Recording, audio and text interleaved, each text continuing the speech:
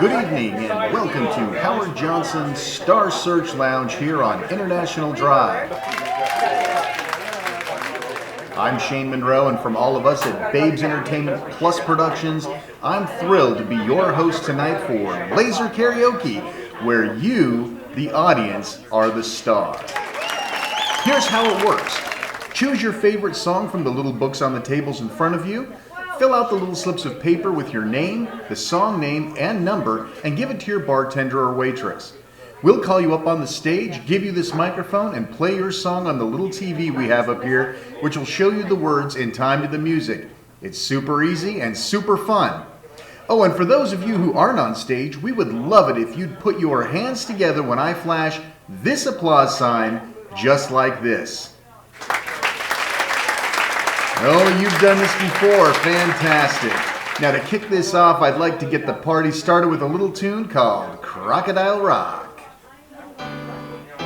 Now get those song requests filled out, give them to the awesome staff working the lounge, and we'll make you the star. And that's the way it was every night of every week in Orlando, Florida in 1989. Karaoke was fresh, new, and on fire. I'm Shane R. Monroe, and I was lucky enough to be at the epicenter of Pioneer's LaserKaraoke revolution when it invaded the United States.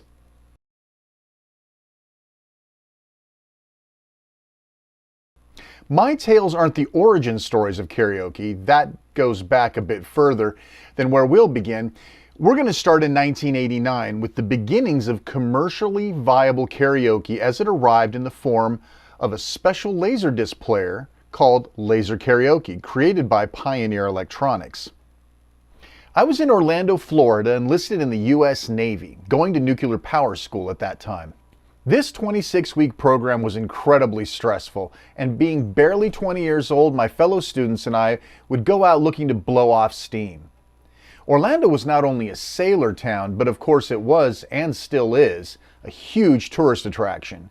That means bars and entertainment were on every corner. Not only in Orlando proper, but also nearby burbs like Kissimmee and the world-famous International Drive, the ultimate tourist trap. Being underage, we would go to the lounges of hotels like Howard Johnson's or the Star Resort Lounge nearby, hoping somebody, anybody, would serve us booze. These two places in particular would always serve us without question. So we were weekend regulars, bouncing back and forth until we found waitresses that had served us before and recognized us. One such weekend, we rolled up to the Star Resort Lounge and saw these huge signs plastered everywhere for something called LaserKaraoke. And along with the cool-looking, futuristic font of the banners was this parrot standing on a laser disc singing into a microphone. Up front where the live bands used to play stood this cart with lots of storage slots and a bunch of seriously cool looking racked up stereo equipment. There was a TV on a stand in front of a tall microphone stand, and the TVs all around the lounge were tuned to a blue screen. Our usual waitress came over to get our drink order, and we asked what was going on with all the signs in the rig up front. Again, it seems hard to believe that this public singing spectacle was brand new, and nobody knew what was going on. But this certainly wasn't here last week, and before we knew it, no bar or lounge would be without it for years to come. This guy walks in like he owns the place, and on his arm is a woman so far out of his league, it wasn't even funny. He takes a seat in a booth close to the stage, and she goes up and starts flipping switches on the cabinet. Out of one of the numerous vertical slots, she pulls this giant silver disc out. It's so big she has to use two hands. She puts it into one of the machines, presses a button, and all the screens light up around the lounge, and some song starts playing. And it's all tied to the audio system, so it sounds great. All of the screens show what looked like an MTV music video, and instead of a singer singing, of course, there are lyrics of the song scrolling and lighting up on the bottom of the screen. It reminded me of the old Max Fleischer cartoons where they would have some silly song like "Yes, We Have No Bananas" playing with a little bouncing ball, showing you what words to sing in time with the music. While the tunes were playing with no singers, the beautiful hostess was unloading this cardboard box filled with booklets and little sheets of paper and these little tiny half pencils you find on compasses you used to use in geometry class, right? The woman took the booklets and distributed them to the empty tables and scattered a few of them on the bar along with the slips of paper and these little pencils before making her way back to the occupied tables. She was simply gorgeous, and we were all secretly hoping she would come to our table, which of course she did. It was still pretty early, and a table full of young attractive guys would be a good first stop for her. She introduced herself as Susie, and she would be our hostess tonight for LaserKaraoke. And while this was 30 plus years ago, I still remember her name and what she looked like, which isn't surprising because we would be spending a lot of time together in the future. It was never just karaoke back then. It was always called LaserKaraoke. And for years to come, I didn't realize it was a proper name and not a generic one. And of course, there was a reason for that.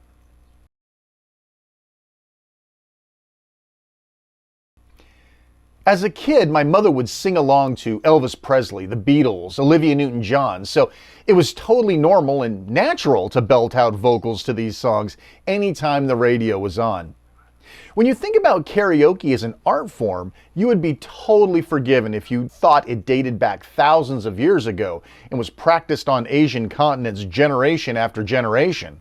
In the early 1960s, there were sing-along songs on television for children, complete with the words trailing along the bottom of the screen, but merely syncing words to music in an attempt to gain audible compliance by those within earshot isn't really karaoke. The secret is in the definition of the word itself. We Americans commonly mispronounce the word as karaoke or karaoke, but in fact the word is correctly pronounced karaoke. Since I was raised saying it incorrectly, it's pointless for me to try to change my ways now. But that doesn't change the fact that the word is a clipped compound of two Japanese words, kara meaning empty and okesutora meaning orchestra. Much like karate means open hand. Literally translated, this means that the orchestra is empty, or in this case, the lead singer is missing from the song. You may have heard this as vocal elimination or sing-along version, but in the end, the difference between singing along with Spotify in your car and singing a karaoke version is that if you stop singing, Bruno Mars isn't there to cover for you. In 1967, a Japanese engineer named Shigeichi Negishi created the first prototype karaoke machine. 3 years later, a singing coach named Tashi Haru Yamashita created a machine based on 8-track tape technology.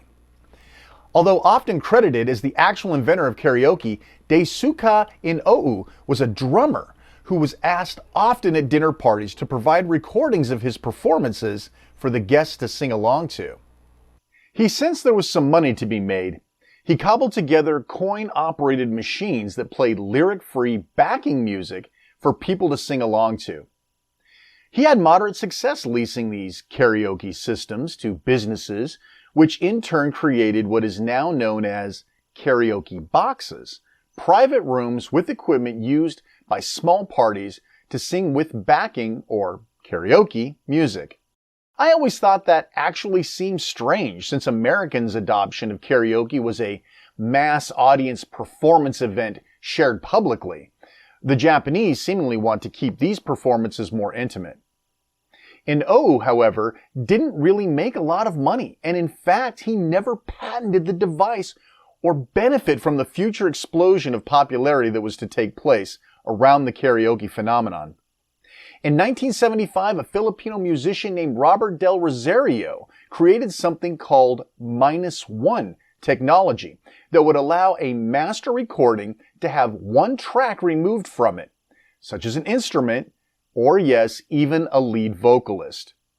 Realizing these subsequent recordings could be somewhat commercially viable, he created a karaoke machine that featured a couple of tape mechanisms, an amplifier, speaker, and a microphone mixer that could add echo or reverb to simulate an opera hall or sound studio, and it was all in one neat little case. Remember, at this point, neither lyrics nor video of any kind were provided with these vocally eliminated pieces of music. Despite having the worldwide patent on the device, for which he took numerous Japanese companies to court for patent infringement and won, in the end, Del Rosario only made a few bucks and gleaned some legal recognition. But it was Japanese manufacturers like Pioneer Electronics that would go on to reap the largest reward from the karaoke concept.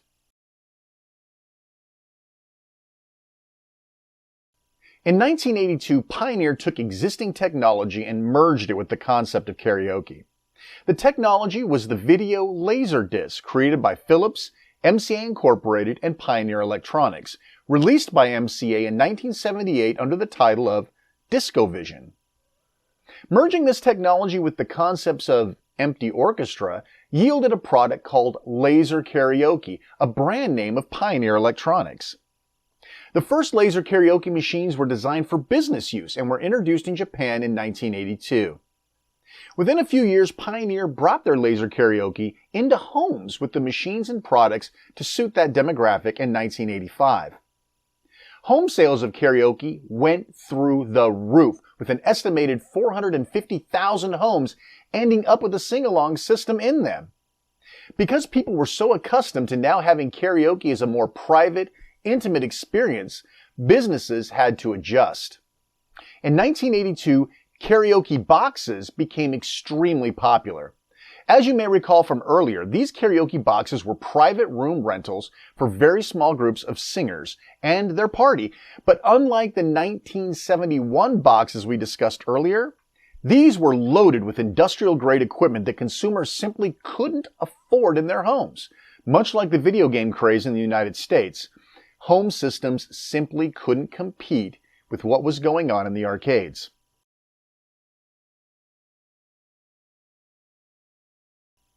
About that time, a man named David Bellagamba in Orlando, Florida, had seen a very crude 8-track tape karaoke system at a small lounge which taped lyric sheets to the ceiling so the customers could see the words to the songs they were performing.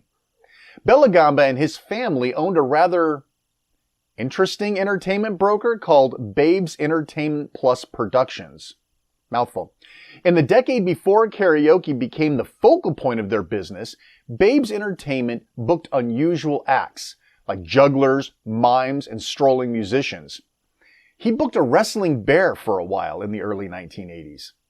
In an interview, Bellagamba said, quote, "A real bear, a big grizzly. I booked him in Arkansas. I tried to bring him into Florida, but there was some law about bringing a live animal into a lounge. You have to have a special license or something," unquote. Bellagamba saw real potential in karaoke as an entertainment medium. In an interview, he said, quote, "I knew the human ego well from dealing with entertainers. People, many of them, yearned to perform before applauding strangers. Karaoke let them do this. It brought their fantasy of singing professionally out of the shower and onto the stage," unquote. The timing was perfect. Bellagamba got in touch with Pioneer Electronics, who was just gearing up to try to bring LaserKaraoke to the United States. Pioneer actually sent representatives to meet with Bellagamba, who invited them into his home and, according to him, quote, "cooked them a real Italian dinner," unquote. A deal was struck and Bellagamba became one of the first U.S. distributors of the LaserKaraoke system. Some of my research shows that he was indeed the very first distributor, but since I actually knew Bellagamba at the time, I have personal memories of him telling me he was the East Coast distributor, while someone else out of Los Angeles, California, served the West Coast. But that was almost 30 years ago. Most articles you'll find about him say he was the Florida distributor, but I believe he was more than that. Bellagamba created a small 2-person business entity called Karaoke Showtime under the Babes Entertainment Plus production umbrella. The first year, Bellagamba worked very hard to try to get karaoke into bars, lounges, and clubs in the greater Orlando area. But things weren't going particularly well. But he was a hard worker. Coming from a family that booked wrestling bears into nightclubs will do that to you. And he was positive that karaoke was going to be a hit. Belagamba finally had his breakthrough when he got karaoke into the Star Search Lounge, a high-profile club in a Howard Johnson's on International Drive right outside Orlando, Florida. Crowds were large and enthusiastic, and before long, other clubs and venues that had previously turned him down were calling him on the phone trying to get equipment. It was at this Hojo's in 1989 that I was introduced to Babe himself, whom I'm assuming was actually David Belagamba.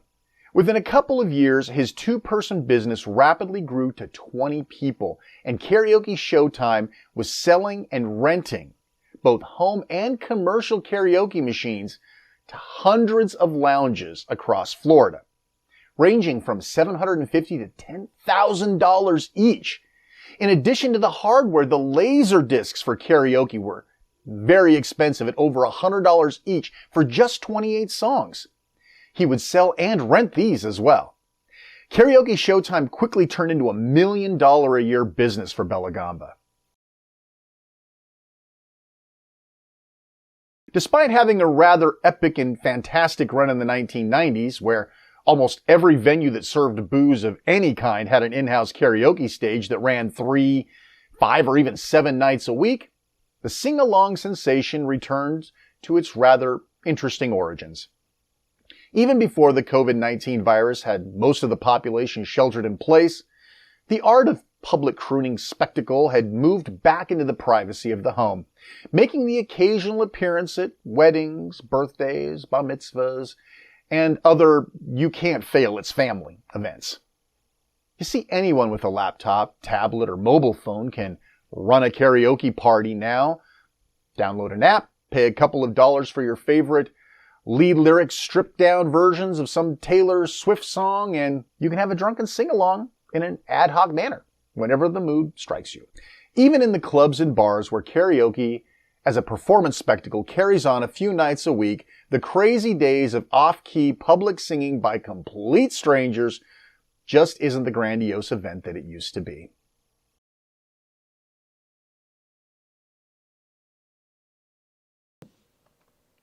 And we're back with the hardware portion of the show. I'm going to try to stay out of the frame because this piece of hardware is really the star of the show, and I want it to take center stage. So I'm going to try to stay out of frame as much as possible. But I think it's really hard to demonstrate how something from, the early 90s is even relevant today. But I think you'll find some very exciting stuff within this hardware. So let's have a closer look. As you can see, the unit is very, very large. Obviously, if it's going to hold a 12-inch laser disc, the unit itself does need to be a very good size. The front control panel is very, very detailed, although it's not quite as confusing as it looks, and we're going to take a look at that. I've got a rather interesting jerry-rig here of components. Obviously, this guy does composite out. So I've got a composite converter box that will allow me to shift between 4x3 and 16x9, coming out and plugging into this portable monitor. So we're gonna have to deal with this sort of crazy rig up, but I assure you it works pretty good. Before we run around to the back side of the unit, I want to show you more of the front of the units. So this was used to do a karaoke show. And as such, you would like to be able to get the people up and running as quickly as possible. So if you have these big 12-inch laser discs like this one here that would have any number of songs on them, in this case this has 10 different songs on one single side, you want to be able to get to a particular song rather quickly. And so one of the I thought was interesting about this, which separates it from a regular Laserdisc player, is a quick jump to any of the 20 initial chapters. So in this case, if we wanted to do at this moment, we would stick the disc in and press 9, and it would jump immediately to that song and start playing it. Really, really cool stuff. Definitely separates from a regular Laserdisc player. Down here, we'll start at the left and we'll move ourselves over. Here's a remote sensor, and the remote is actually pretty good. I mean, all things considered, you can do almost anything you need on this remote. including turning the different surround systems on. We'll show you more about that in a minute, along with key control. So this is really, really cool. If you were hosting a karaoke show and that person singing just couldn't quite get that high of a note or high of a pitch, you could bend the song down to fit their vocal range. We'll show you more about that in a minute. One-touch karaoke, which is a very interesting feature as well. And of course, all the other basic stuff, as well as quick chapter searches. So you could do a lot with this remote as a karaoke host or hostess without having to be up at the unit, which is pretty neat. So that's, and it's an infrared remote, so it's not going to be super easy to do long distances or to do from an angle, but it's what we had. So we move over here, we have obviously a headphone jack, which is great. That way you can do this privately if you'd like. 2 microphone inputs along with a mic control. And each microphone has its own independent volume control, which is great if you get some really loud people screaming up there versus a really quiet person. You can adjust and dial them in. And this is your headphone level, so you can actually adjust your headphones here as well. There's a mic echo to turn the mic echo up and down, which is also very cool. That applies to both mics, unfortunately. Balance control, music and vocal. We're going to show you that in great detail in a minute. It's not standard balance, but you'll see. Down here we have one-touch karaoke and vocal partner. These are DSP-driven specialities of this unit, and we're going to talk more about that. Pitch bending here, as we talked about a moment ago. Audio mode, which will let you change from stereo to MPX, and we'll talk more about that. And then you have digital sound processing modes. So you can change it into a hall, a stage, or an arena using this button. And again, this is all done through digital sound processing in real time with hardware. Vocal processing, allowing you to change some of the echo and reverb on your voice based on pop, jazz, and ballad. And that's also here. Once more, allows you to jump back 5 seconds at a time so that if you're practicing a song and you have a problem, you can, you want to hear that one more time. I just want to do that verse one more time. You could use that button to do that. Here we have a slider for karaoke, normal, and aux input. We're going to go over more about that later. Standard controls, eject, stop, play, pause, and side A and B. This is the V820 versus the 720. I also have a 720 unit in storage. The 820 will play both sides of the disc, where if you're watching a movie disc, you would obviously not want to actually get up and flip the disc over to get to the second hour of the movie. So that takes care of the front of the unit. On the back of the unit's where we have all the inputs, so let's go back and check that out. So the back is rather unremarkable. I'm sorry for the poor lighting back here. We have a standard plug here with some cooling vents. Over here on this side, do my best here to not blur this guy out, we have a wired control mechanism that goes out to a stereo or to a receiver. I never actually got to work with any of this sort of stuff back then. It was all set up for me. This allows you to do VHF out, which would take these signals and convert them into something like coax if you wanted to run it to a television. We also have 2 different channels of audio and video out, so you could do, one would run up to the television in front of the singer, the other one would run up to a switch box that would then take it out to the rest of the bar or the venue. And you have audio input here, which is great, and we're going to show you why audio input is so great on this particular machine. So not a ton to see back here, and it's all, of course, it's all ancient technology by today's standards, which is why we have these crazy boxes and hookups to actually make it work with some sort of modern equipment. Okay, it's probably time to actually show you this thing working, and this one does work. I do have another one in the back that's a little more flaky. This is my better of the 2 units, which is why it's out here. So if you eject the door, this should be a pretty good indication of why this unit is so big.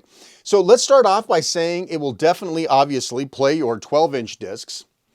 Not only that, but also movie discs, like the stand here, which we're going to take a look at and kiss the girls. I've got a handful of these laser discs in the back. These are the first ones I grabbed. But this is all about karaoke. And so karaoke, laser karaoke, I should say, came in 2 different disc sizes. One was the 12-inch disc, which had 10 songs per side. In some cases, they were double-sided. This one was $50, which was about right at the time. The discs were about $100 a piece, and they had 20 songs on them. Later on, they released sort of these budget, lesser songs, lesser price budget versions of these guys. And then they even went further in making 5-song discs. such as these 8-inch discs.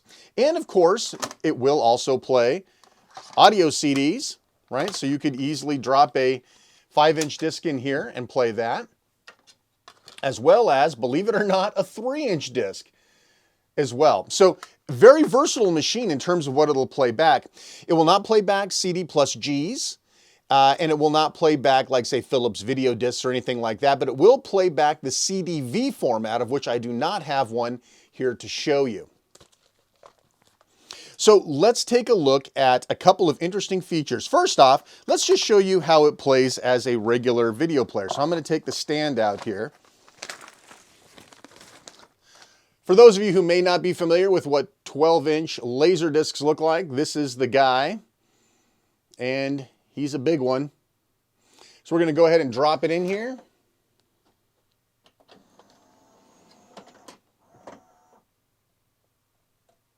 And this functions just like a regular laser disc. We got this shifted into the normal mode here. This switch down here is in normal mode, not karaoke or aux input.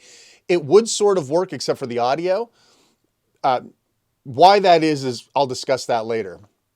So we'll go ahead and hit play. Now the interesting thing is this quick chapter jumping actually works for all different types of media, not just for LaserKaraoke discs.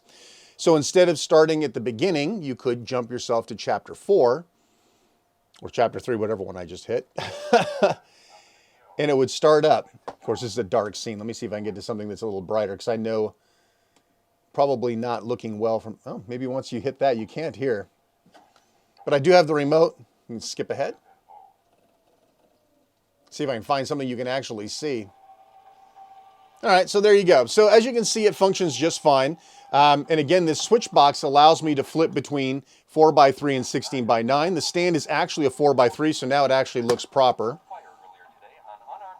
Listen, it's a great little laser disc player. I mean, if you have movies, and it does both sides, or side A and side B. I could flip to side B using the remote even. I believe so anyway. I don't know if I've ever actually changed sides with the remote, but I thought you could. In any event, there you go. So it does work well as a standard laser disc player. This is neat. I love this stand box set. It's got like these promotional stills if you're a big stand fan like me. Not that new one. I'm talking about the good 1993 version. Gary Sinise. All right, so enough of that. So I was going to do Kiss the Girls, but I thought the stand would be better. And of course, you can stick in a regular audio CD, which I now have in this player instead.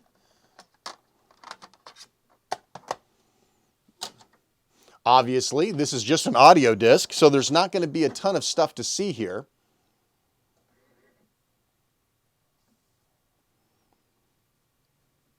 And again, you can choose what track you want to play using the quick select. You use that a lot more than you would think you would. All right, so this is a group called Mercy Rain. They're out of my hometown of Wenatchee, Washington.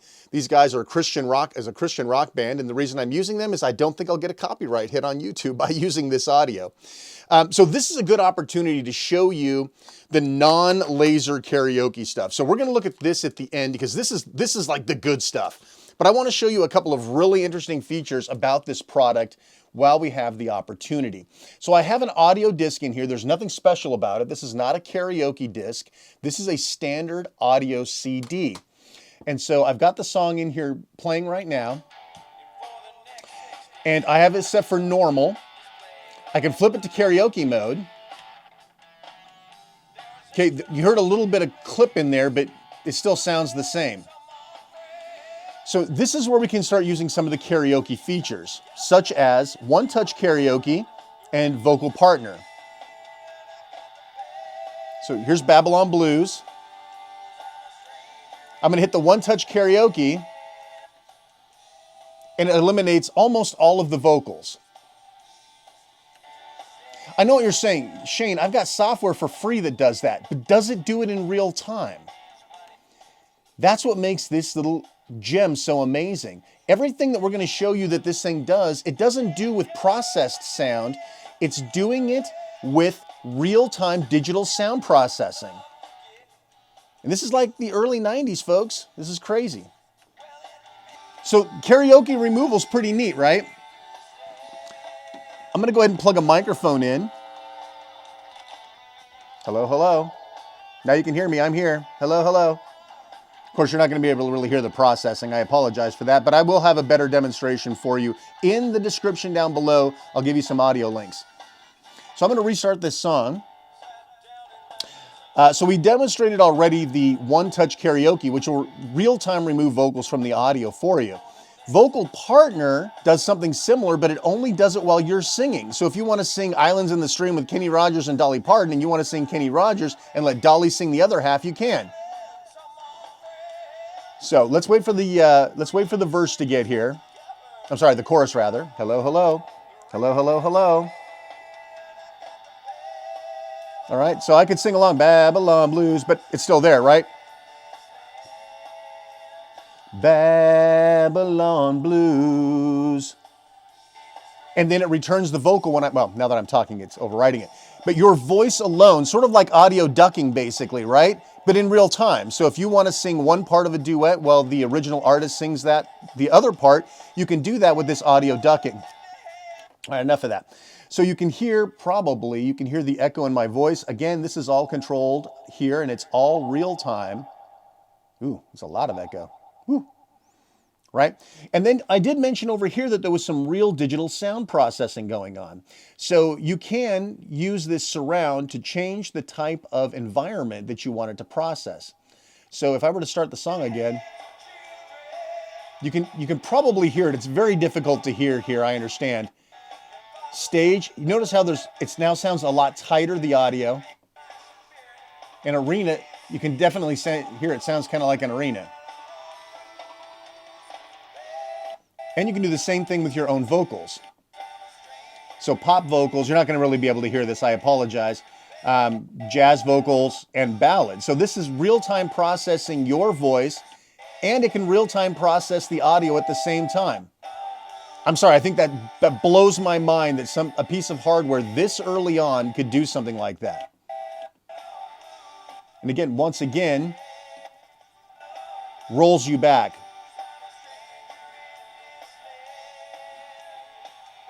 So that's all the real-time processing that you could do. There's also a chorus feature, which is really not going to sound well here.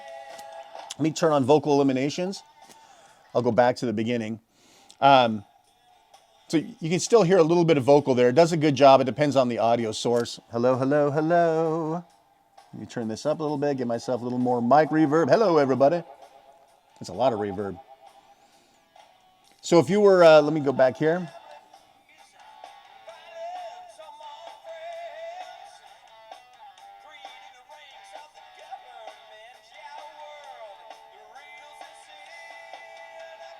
Babylon Blues. Oh, do it again. So now it rolls you back enough so that you can go back and do that piece of the song again and again until you get it right. All right, so that's hello. Let me get that mic unplugged. No, we'll leave it there for now. All right, so there you have it. So anything that you can put in here, right? So be it an audio CD, or of course a karaoke disc, or if you had, say, a concert, right? Let's say you had, I don't know, ELO in concert on a laser disc, you could throw that in there, and all of that digital sound processing is available to you. Now, the really cool part of this whole thing is, even if this unit's, listen, this is a very mechanical unit, and it's belt driven and everything else. If this unit were to die and that you could no longer pick it up, I have problems playing 8-inch discs in my 720 or CDs. I don't remember. Anyway, my other unit, it has trouble picking up certain types. However, as you can see here, if I can get rid of all this crap, I do have a standard old portable disc player. It doesn't matter. It could be a cassette player. Martika, who remembers her? So you could put anything you could plug in through an RCA set of audio jacks, you can put in here. And we'll put Mercy Rain back in here. Again, trying to avoid that copyright hit, mind you. And we'll do Babylon Blues from here. Now I'm going to slide this over to Aux Input, and it's going to come in through here. So it's kind of nice. I mean, you could use an MP3 player or whatever else you had on hand. The important part is this stuff still works. So no matter what you plug in, you have access to the digital sound processing. It's not somehow linked to a particular type of disc or device, which is really, really neat. So this piece of hardware just blows me away on what it's capable of doing in terms of audio processing at the hardware level in real time. All right, so enough of this. So let's take a look. So one of the things that's really interesting about this is using what they call multiplex audio. And so you can actually, it's easier to just show you. We'll use a Christmas carol. Hopefully that won't get me copyright hit, right? We'll see. The joys of YouTube. Okay, so this is an actual official LaserKaraoke. I can put it up here at the same time. There we go. Perfect. And so we'll do Santa Claus is Coming to Town. Yeah, you do have to wait for the disc to spin up. But really good hosts and hostesses at karaoke had this stuff ready to go before you got up there. Oh, flip it over to karaoke. So here's something that's really neat. So like every other karaoke, you have your audio and you have words that light up in time to the song. Now the thing is you're hearing the singer. That's not really karaoke now, is it? So because this is a multiplexed audio, this balance knob from vocal to music, I can now choose how much of the vocal I want to hear, if any. Now, this one doesn't seem to be multiplexing right. There we go. I didn't have the multiplexer on.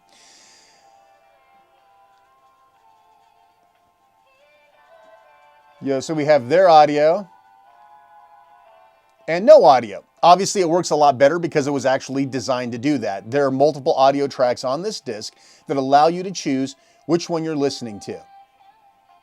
So it's kind of nice, the ability to be able to bring in some audio if you want, or practice along with the artist, or just simply knock it down. So that's what this little multiplex means up here. So this was a big selling point of LaserKaraoke.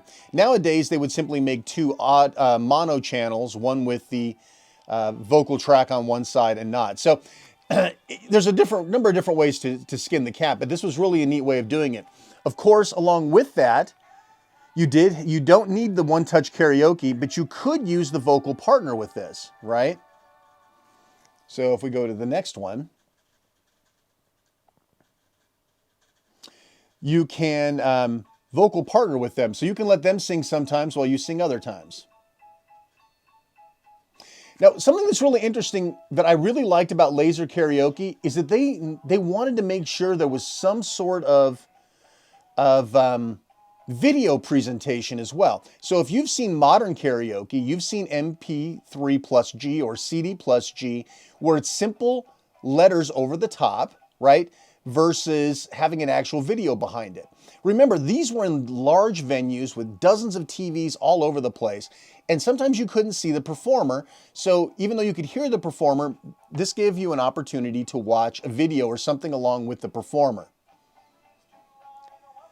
So I've got the singer all turned on thanks to the multiplexing. I could then go to the vocal partner, turn that on. Thought I'd take a ride, soon Miss Fanny Bride was seated by my side. See, now I've got them locked out.